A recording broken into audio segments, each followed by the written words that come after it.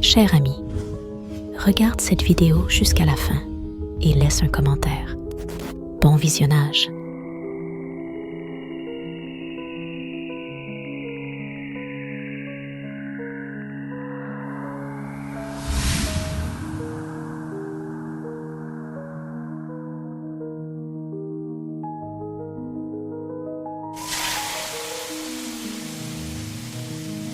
Omaha Beach, situé sur la côte normande, est connu comme l'un des lieux les plus sanglants du débarquement allié lors de la Seconde Guerre mondiale.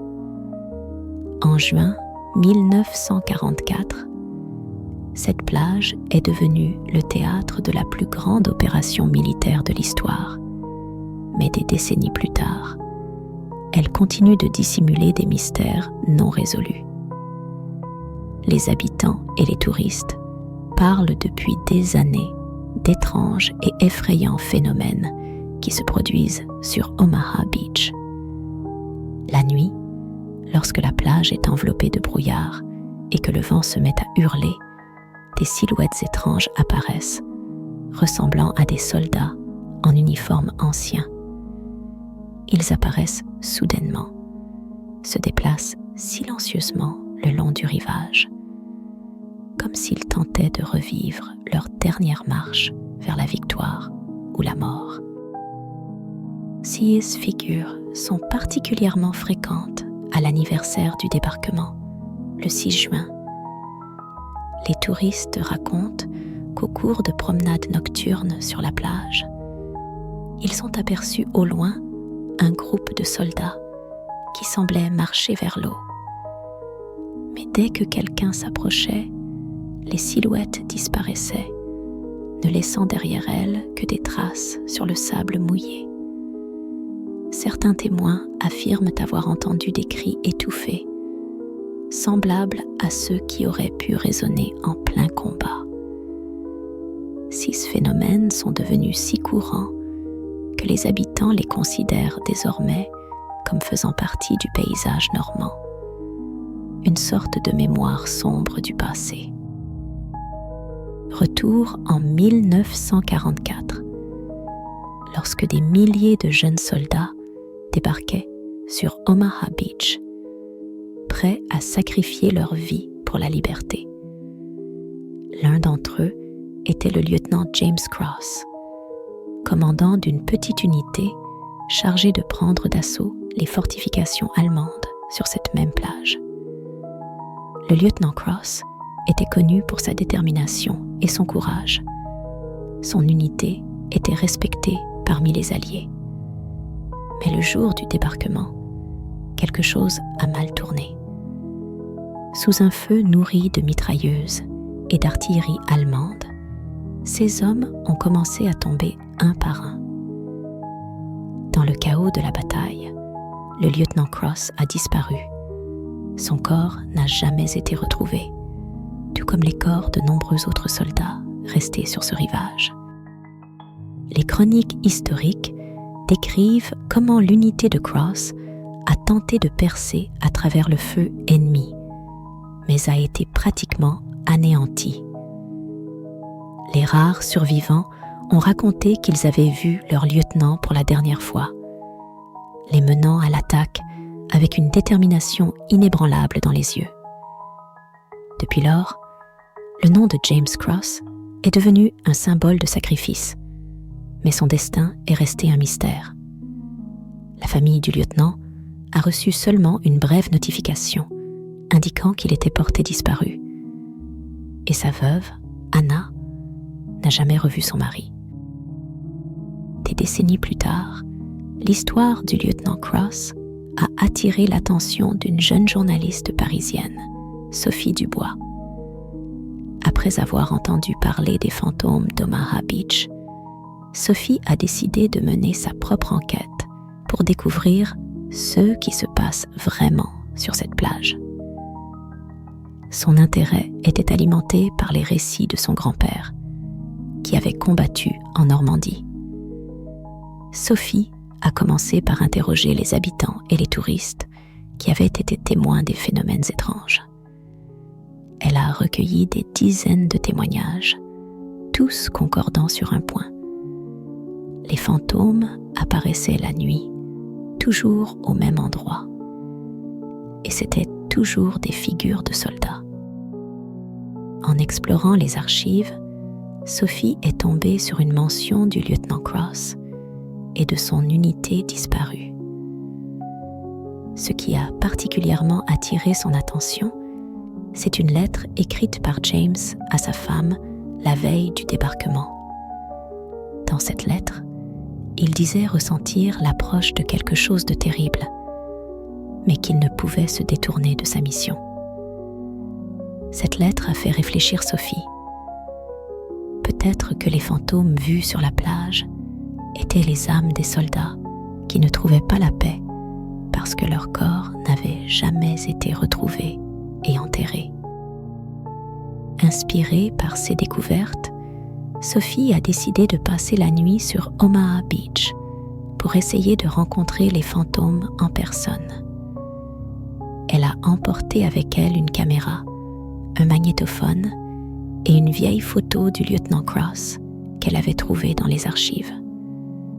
Sophie a monté sa tente près de l'endroit où les fantômes étaient le plus souvent aperçus et s'est préparée pour une longue nuit. Les heures passaient lentement et rien ne se produisait. La nuit était sombre et froide. Le vent sifflait au-dessus de la plage et la mer semblait sombre et silencieuse. Mais soudain, alors que minuit sonnait, Sophie remarqua un mouvement sur la plage. Au loin, elle vit plusieurs silhouettes se déplacer lentement vers l'eau. Elle sentit un frisson parcourir son dos, mais ne put détourner le regard. Les figures s'approchaient, et Sophie pouvait maintenant les distinguer. C'étaient des soldats en uniforme, le visage couvert de boue et de sang. Parmi eux, elle remarqua le lieutenant Cross, marchant en tête de l'unité. Soudain, l'un des soldats s'arrêta et la regarda droit dans les yeux. À ce moment-là, Sophie sentit la température chuter brusquement et son souffle devint lourd. Le lieutenant Cross s'arrêta également et, il lui sembla, la regarda droit dans les yeux. Il tendit la main comme s'il essayait de dire ou de montrer quelque chose, mais Sophie ne pouvait pas bouger. Soudain, les figures disparurent aussi soudainement qu'elles étaient apparues, ne laissant derrière elles que le vent froid et un sentiment de profonde tristesse. Le lendemain matin, Sophie se réveilla, se sentant épuisée et vidée. Son aventure nocturne lui semblait à la fois réelle et impossible. Elle décida de retourner au musée local, où étaient conservés des objets et des documents liés au débarquement en Normandie. Là, elle vit à nouveau la photo du lieutenant Cross et comprit que sa vision n'était pas le fruit de son imagination. Elle réalisa que les âmes des soldats qui erraient encore sur la plage ne pouvaient trouver la paix parce que leur corps n'avait jamais été retrouvé et enterré dignement. Consciente qu'elle devait faire quelque chose, Sophie décida d'organiser une cérémonie de mémoire sur Omaha Beach. Elle invita des vétérans, des habitants et un prêtre pour rendre hommage à ceux qui avaient perdu la vie sur cette plage. Pendant la cérémonie, le prêtre prononça une prière et ensuite, tous les présents déposèrent des fleurs près de l'eau. À ce moment-là, Sophie sentit que quelque chose avait changé. Le vent s'était calmé, la mer était devenue paisible et l'air s'était empli d'une sensation de tranquillité. Le lendemain, Sophie retourna à la plage, mais cette fois, elle ne vit aucun fantôme. Il semblait que les âmes des soldats avaient enfin trouvé la paix. Le lieutenant James Cross et ses soldats, qui n'étaient jamais rentrés chez eux, avaient enfin pu achever leur dernière marche et disparaître à jamais dans l'histoire. Sophie retourna à Paris avec le sentiment d'avoir accompli sa mission et se promit de toujours se souvenir de ceux qui avaient donné leur vie pour la liberté.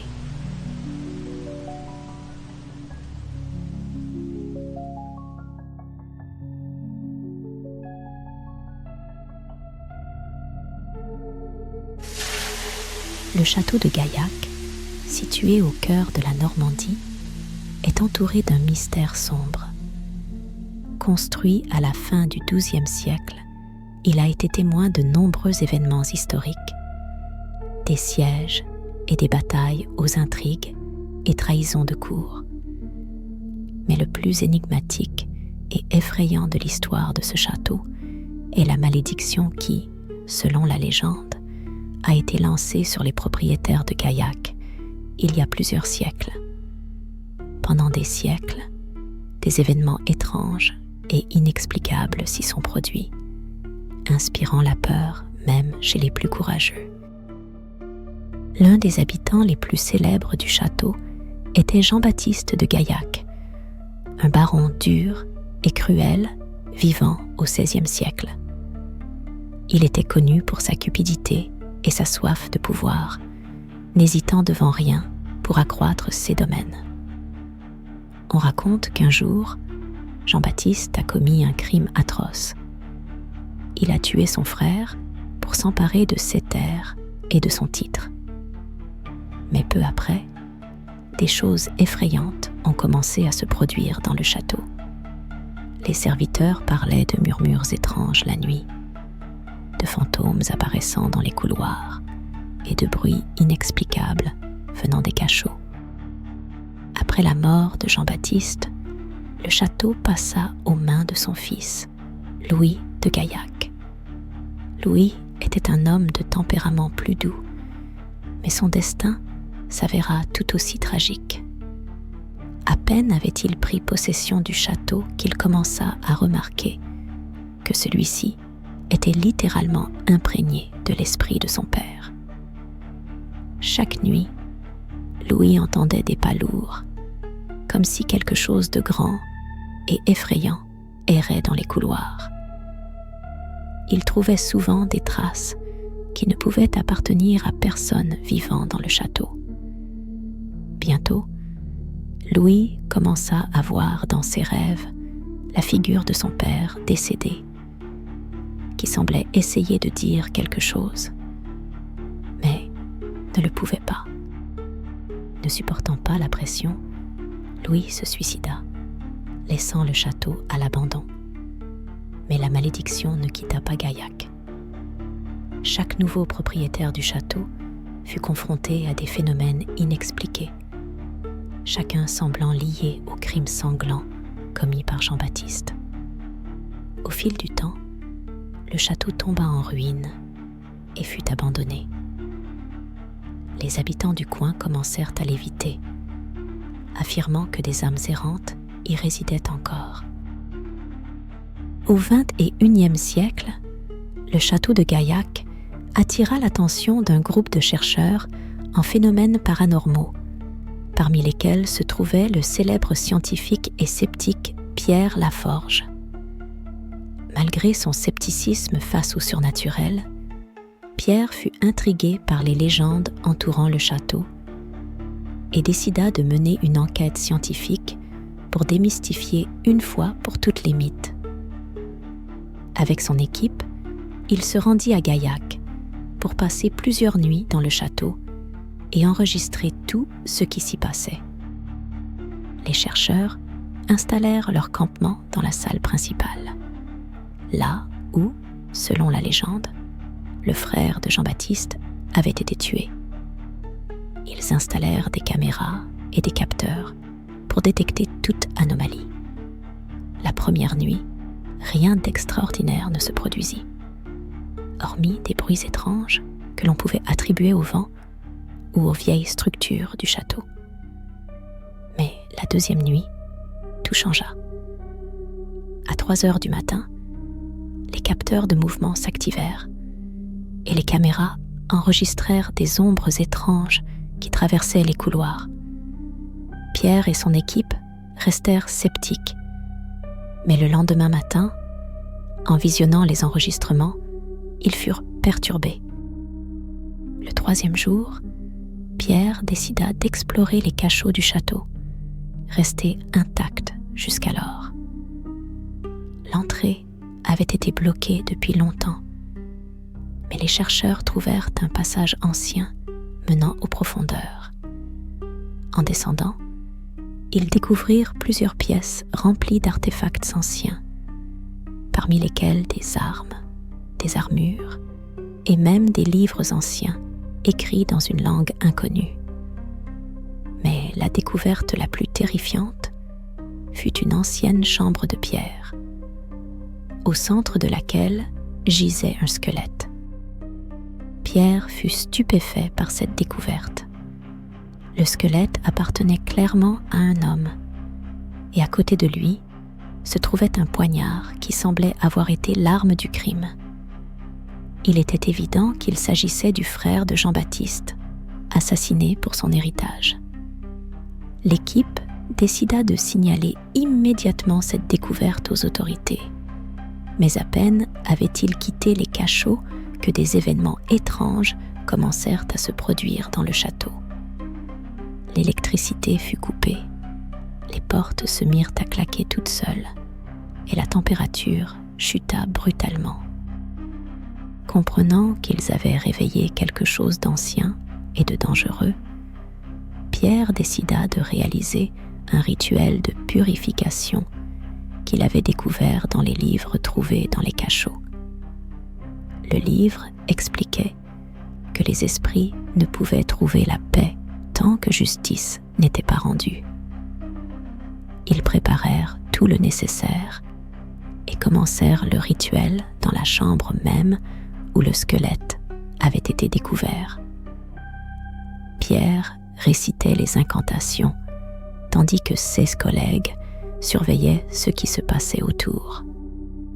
Pendant le rituel, le château se mit littéralement à trembler, comme si quelque chose à l'intérieur tentait de s'échapper. L'équipe entendait des murmures, des cris et même des sons de bataille. Soudain, un spectre de Jean-Baptiste apparut devant eux, semblant prêt à les attaquer. Mais lorsque Pierre acheva de réciter les incantations, la figure de Jean-Baptiste disparut et le château plongea dans un silence complet. Le lendemain matin, l'équipe quitta le château, soulagée. Ils remirent leur découverte aux autorités et quelques semaines plus tard, le squelette fut enterré avec les honneurs dus à un aristocrate. Le château de Gaillac ne fut plus jamais maudit. Les fantômes avaient disparu et le château rouvrit ses portes aux visiteurs. Cependant, le mystère du château de Gaillac restera à jamais dans l'histoire, comme l'une des légendes les plus terrifiantes et inexplicables de Normandie.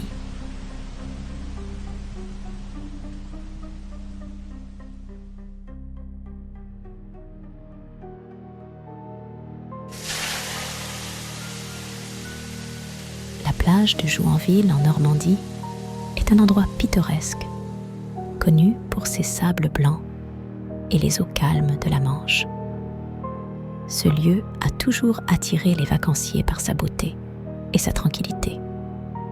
Cependant, parmi les habitants, il existe des rumeurs selon lesquelles, à la tombée de la nuit, cette plage se transforme en un lieu où se produisent des événements étranges et inexplicables. Un été, en 2018, dans le village de Jouanville, des rumeurs bizarres ont commencé à se répandre. Plusieurs habitants affirmaient que, au coucher du soleil, lorsque la plage devenait déserte, ils entendaient des voix d'enfants provenant du rivage. 6 voix, disaient-ils, ressemblaient à des murmures qui se transformaient en cris étranges et effrayants. Au début, les gens pensaient que c'était un jeu de lumière et de vent, ou simplement des sons aléatoires que l'on pouvait entendre lorsqu'on était seul. Mais lorsque les rumeurs se répandirent, les habitants commencèrent à éviter la plage après le coucher du soleil. Cette histoire trouve son origine dans un événement tragique survenu il y a plus de 100 ans. En 1910, en pleine saison estivale, un terrible incident s'est produit sur la plage de Jouanville. Une famille en vacances dans l'une des maisons en bord de mer a perdu ses 2 enfants, Marie, 8 ans, et son jeune frère Pierre. Ils jouaient sur la plage pendant que leurs parents étaient occupés à d'autres activités. Mais à l'heure du déjeuner, les enfants ne sont pas revenus. Les parents ont fouillé toute la plage, mais aucune trace des enfants n'a été trouvée. Des recherches ont été lancées, auxquelles ont participé non seulement les habitants, mais aussi la police. Cependant, malgré tous leurs efforts, les enfants n'ont jamais été retrouvés. La douleur des parents était infinie. Quelques semaines après la disparition, la mère des enfants, Madame Blanche, s'est suicidée, incapable de supporter la perte. Les habitants croyaient que son esprit était resté sur la plage pour chercher ses enfants pour l'éternité. Peu de temps après sa mort, des phénomènes étranges ont commencé à se produire sur la plage.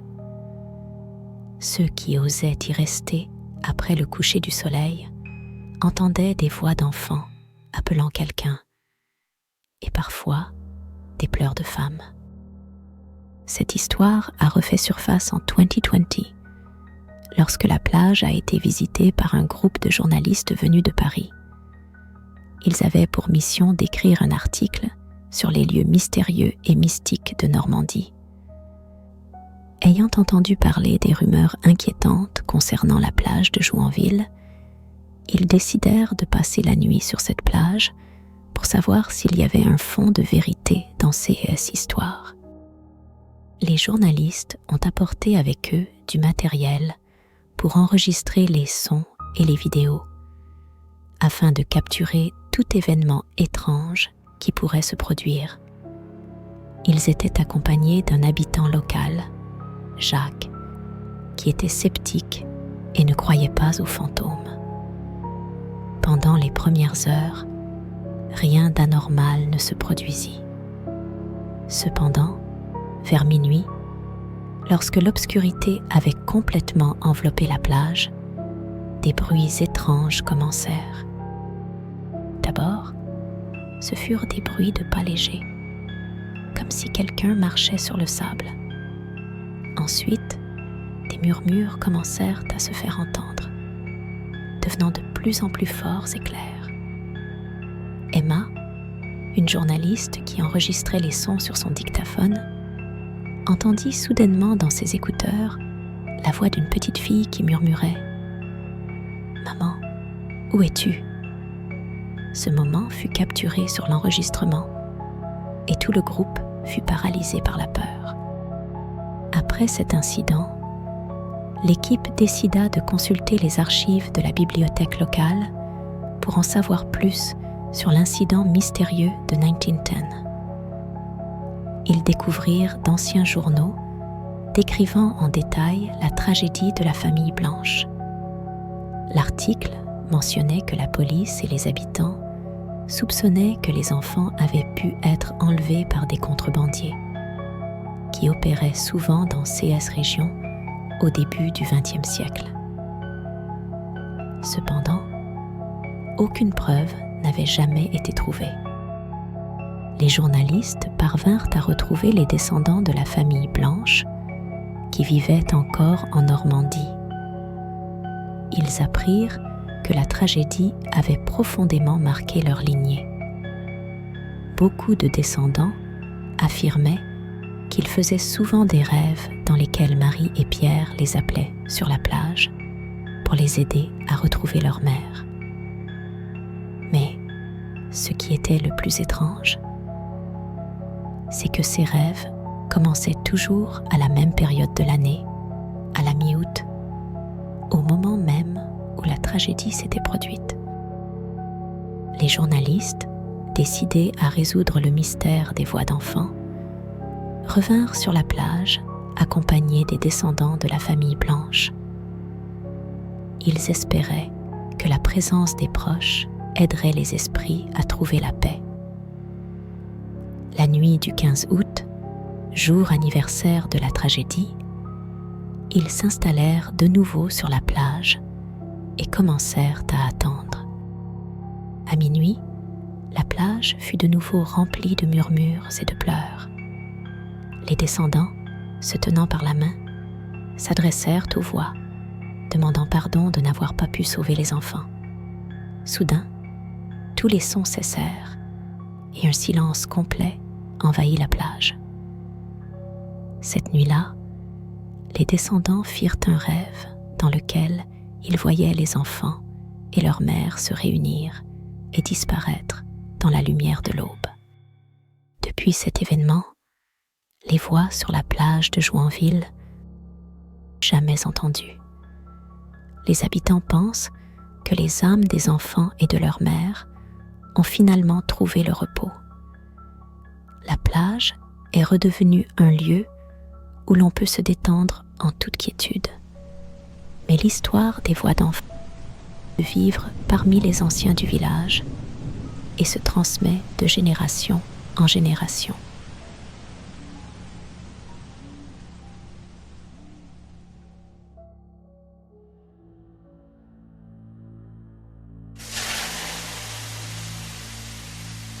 L'hôpital abandonné de Léandré, situé en Normandie, est l'un des lieux les plus sombres et délaissés de la région. Construit au début du XXe siècle, l'hôpital était à l'origine un établissement moderne pour les patients atteints de tuberculose. Mais après la Seconde Guerre mondiale, lorsque la tuberculose est devenue moins courante et que les avancées médicales ont été considérables, l'hôpital a perdu son importance. À la fin du XXe siècle, il a été complètement fermé et laissé à l'abandon. Bien que le bâtiment soit resté désert, sa triste renommée a perduré. Des rumeurs ont commencé à circuler autour de l'hôpital concernant des événements étranges. Les habitants affirmaient qu'à la nuit tombée, des bruits inhabituels se faisaient entendre depuis l'édifice. Grincements, murmures indistincts et même des cris. Bientôt, l'hôpital est devenu célèbre comme l'un des lieux les plus terrifiants de Normandie. L'histoire de l'hôpital abandonné est entachée de légendes, dont beaucoup sont liées à des événements tragiques survenus dans ces murs.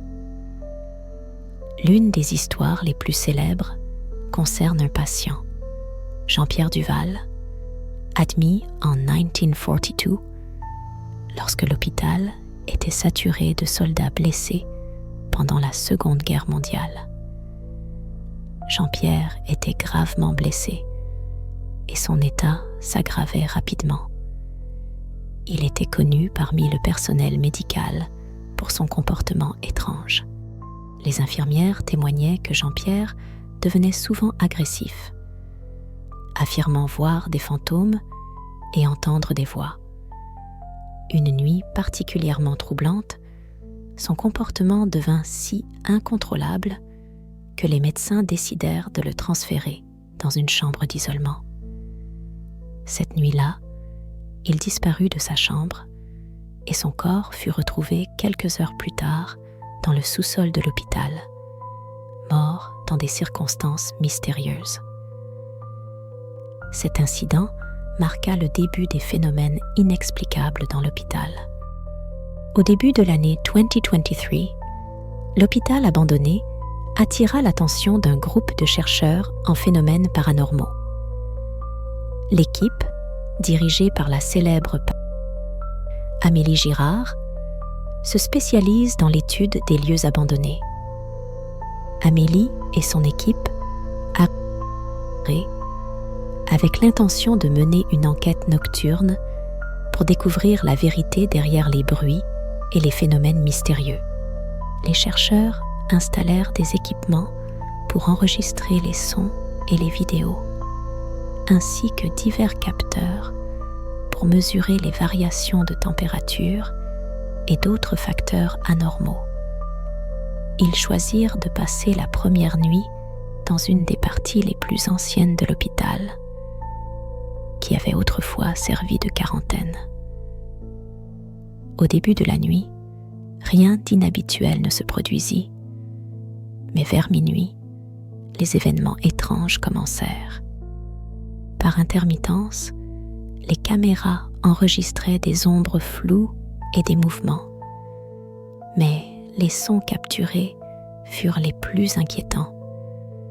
Les chercheurs entendirent des bruits de pas clairs, bien que l'endroit soit désert. Ils enregistrèrent également des chutes brusques de température, corroborant les événements étranges. L'une des découvertes les plus terrifiantes fut un enregistrement où l'on entendait des cris et des appels paniqués.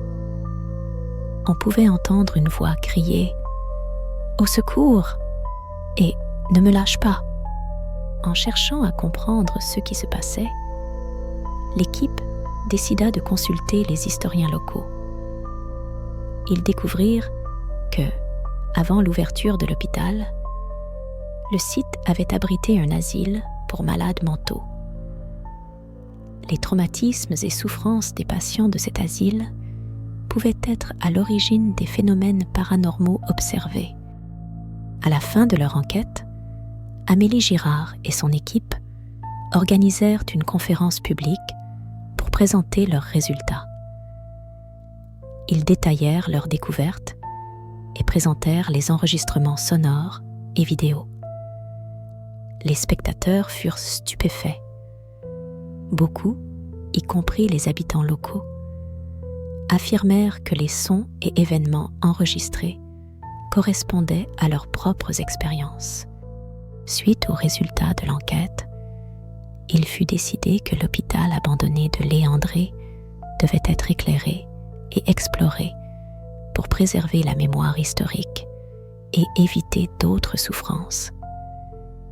Bientôt, des travaux de rénovation et de conservation commencèrent pour préserver le bâtiment comme monument historique et mettre en garde les générations futures contre ceux qui s'étaient passés sur ce lieu. L'hôpital abandonné de Léandré est devenu un objet d'étude et de mémoire, ses sombres secrets ayant commencé à être révélés grâce aux efforts des chercheurs et des historiens. Aujourd'hui, il constitue un important rappel historique des souffrances et tragédies qui se déroulent dans les lieux abandonnés.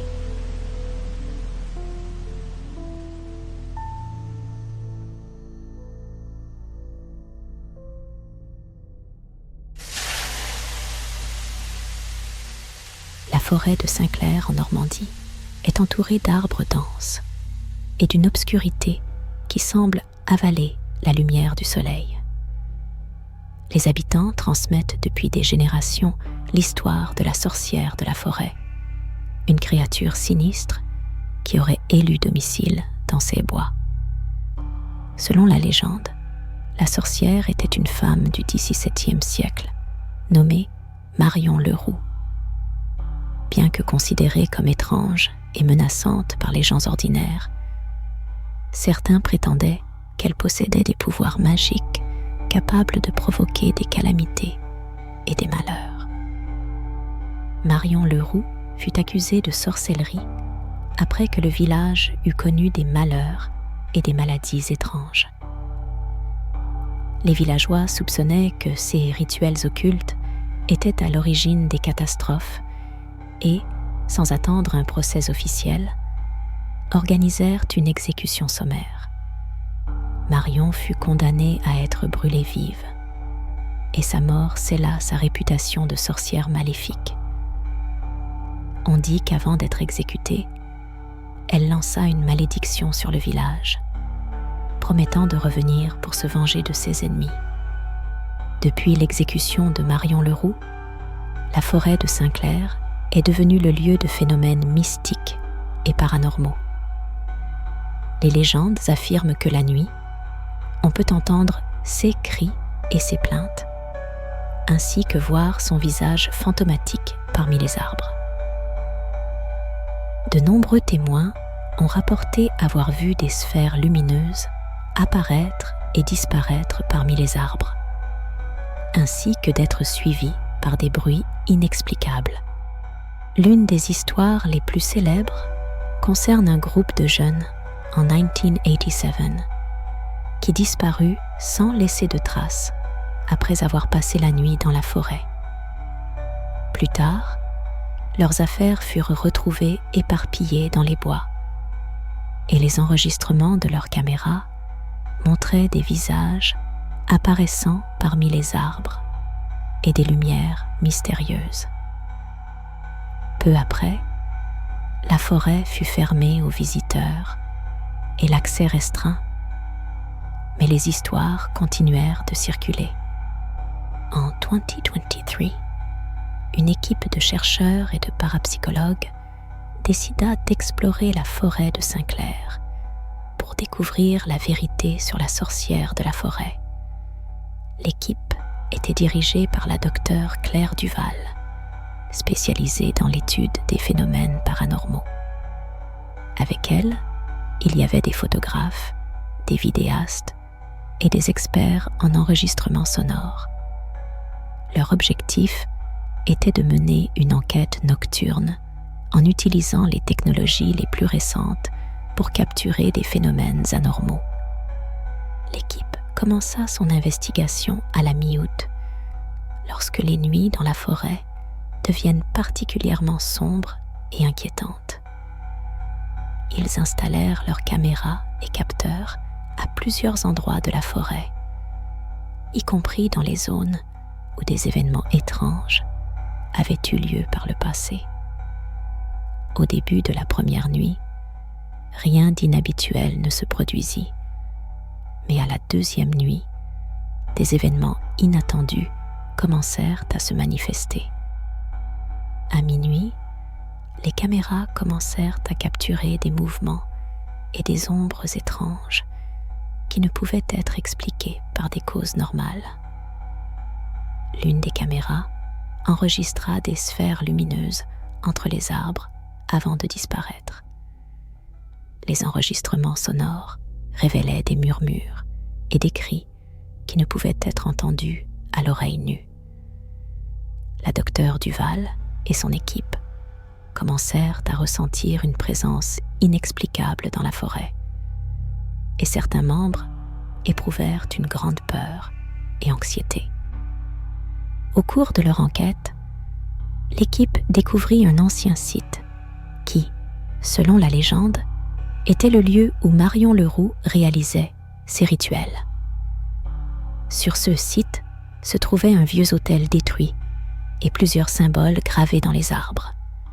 Sur ce site, la caméra captura des signes étranges sur le sol, semblant être écrits dans une langue inconnue.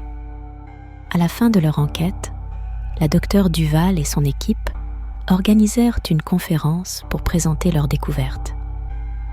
Ils détaillèrent leurs résultats et montrèrent les enregistrements vidéo et audio. Les spectateurs furent impressionnés. Beaucoup, y compris les habitants locaux, notèrent que leurs propres histoires concordaient avec ceux qui avaient été capturés sur les vidéos. L'enquête attira l'attention des autorités et des historiens qui commencèrent à explorer le site pour mieux comprendre l'histoire de la sorcière de la forêt et son influence sur les légendes locales. Il fut décidé de préserver la forêt comme un site historique ouvert à l'étude, afin que de futures recherches puissent aider à éclairer les phénomènes mystiques. La forêt de Saint-Clair attire désormais les touristes et les chercheurs intéressés par la mystique et les phénomènes paranormaux. la légende de la sorcière de la forêt continue de vivre, rappelant les aspects sombres de l'histoire humaine et ce coin lugubre de la Normandie.